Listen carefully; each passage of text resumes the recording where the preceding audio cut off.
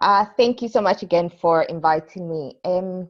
I should say that, my entry point into looking at nuclear issues in Africa has come from a bit of a historical reflection that draws on sort of post-colonial and decolonial, as well as feminist reflections on global power hierarchies, of which, when we're looking at security issues, nuclear weaponry is just one of those.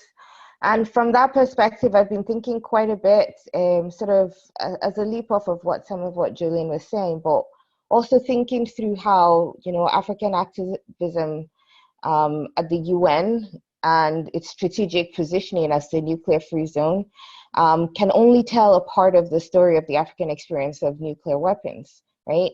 And I think that it's fair to say that, nuclear technology everywhere really has developed through colonial practices of extraction, testing, desecration of indigenous land, and of course, these horrific crimes. And I think it's in this context that testing, particularly when you look at French testing in Algeria, has taken place. In the sort of feminist discourse or perspective that I tend to come from, we tend to feel like it's still the case that the discourse around nuclear weapons has a tendency to sanitize the lethality of these weapons. Yet the reality is that, when we particularly look at testing, because often part of why that sanitation takes place is because we look at what happened in Japan and we put it as history, and we're very comfortable saying never again without really thinking about the impact of the other impact of testing and the fallout from that in years on.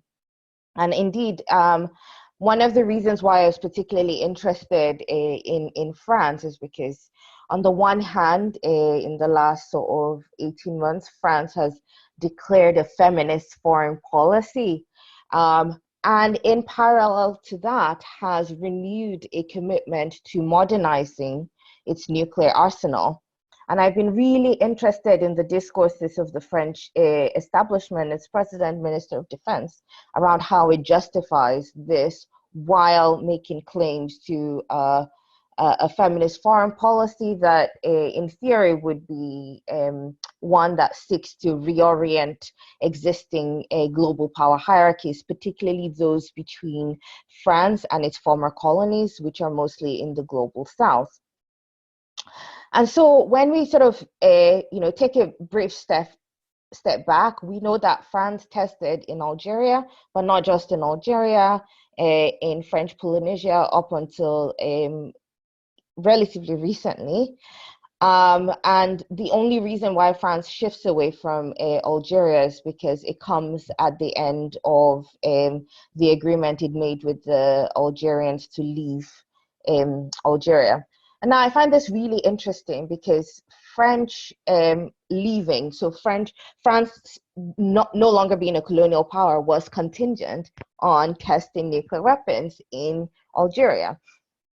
And I think that history is not spoken about a lot, particularly again when more recent French leadership has been very dismissive of claims around colonialism and the persistence of colonialism in the relationship with the former colonies. So to quote one source talking about the impact of testing in Algeria, they say in Algeria, testing sites are still contaminated. Activists say many fenced off by only barbed wire at best. And a French physicist says, I saw radiation levels emitted from mineral rocks vitrified by the bomb's heat, which are colossal.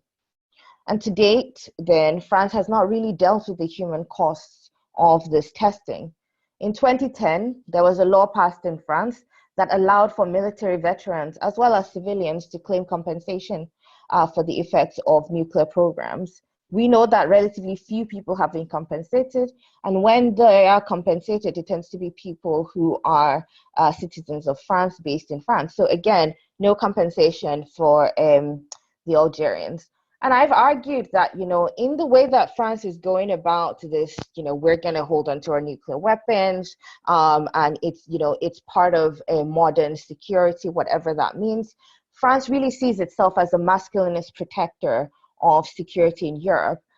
And for me, this is really interesting as someone who's just moved back to Scotland, where there's a lot of talk around independence. There's a substantive rejection of this idea of nuclear weapons being, any sort of security guarantor. And as someone who studies France foreign policy to an extent, it's very strange that majority of the threats that France articulates as being security issues cannot be combated at all by nuclear weapons. So I think it's quite interesting that this discourse is being used to facilitate the retention of this really lethal, horrific type of weapon.